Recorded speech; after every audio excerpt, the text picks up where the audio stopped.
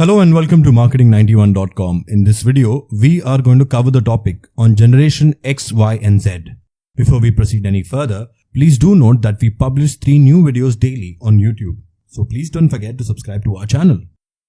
Now let's start with the Generation X, Y and Z timeline. It divided according to age. The breakdown resembles this. Baby boomers were born between 1946 and 1964. Then came in the Gen X, which were born between 1965 and 1979-80.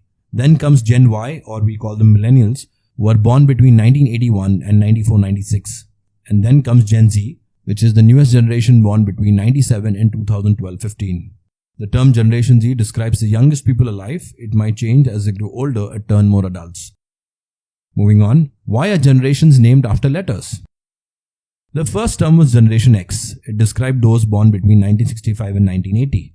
The previous generation was called the Baby Boomers. They were born between 1946 and 64, that is after the Second World War. This was when Americans gained prosperity. This caused a baby boom. Those who were born because of this are called the Baby Boomers. However, those born after Baby Boomers could not be identified easily culturally. That's when the actual term Generation X came into existence because it shows the characteristics of the generation which was undetermined. Sources vary on who made it popular. It could have been Billy Idol, a novelist or sociologist. After that, generations were counted alphabetically. The generation after X was called Y. These are people born between 81 and 96 plus or minus a few years. Why are Generation Y called millennials? The name millennial is popularly believed to come from William Strauss and Neil Ho. The two of them came up with it in 1989 when the end of the millennium was around the corner. It featured greatly in people's imaginations. Generation Z comprises people born in the late 90s till now. There have been many other labels such as Zoomers, Generation Wi-Fi, iGeneration, Post-Millennials and Gen Tech. Now let's look at the differences between Generation X, Y and Z. Let's start with Generation X. The birth period, as we stated earlier, was somewhere between 1965 and 1980. Other terms, latchkey generation, the MTV generation. Let's look at the media consumption. Generation X has kept the practice of reading magazines, newspapers, turning into radio and watching TV. They are set to watch around 165 hours of TV per month. They can use digital platforms. They dedicate around 7 hours every week to Facebook. This is the highest for any generation. Looking at the banking habits, Generation X can use tech. They will study financial management online. However, they like transacting face to face. They believe that banking should be in person and it shows faith in the brand. Influences: the Cold War coming to an end and an increase in personal computing and the feeling lost between two large generations and COVID-19 pandemic. Next, Generation Y. Birth period roughly between 81 and 94-96. Other terms: Gen Y, Gen Me, Gen V and Eco-Boomers. Media consumption: 95% consume TV. However, Netflix is consumed more than cable for shows and movies. Letting go of cable for streaming services is popular. Gen Y are cell phone savvy as well. Although 32% still buy on their PCs, they usually have many social media accounts.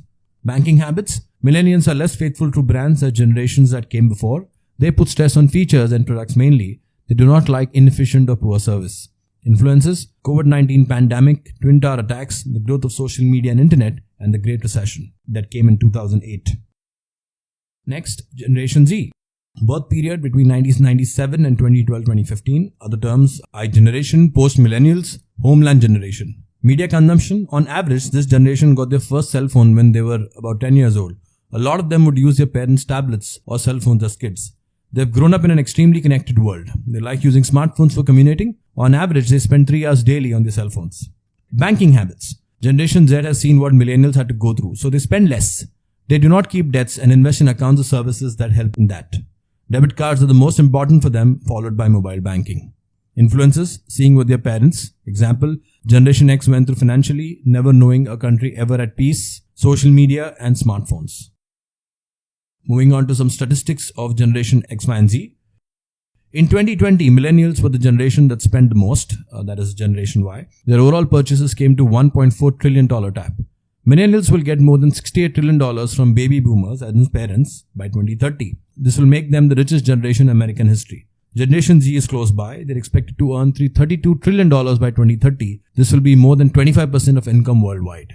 They will cross millennials the next year in terms of spending capacity. Generation Z searches the most for data on the post-millennial generation.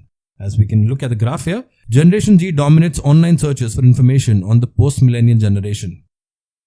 Next, most popular type of celebrities by generations.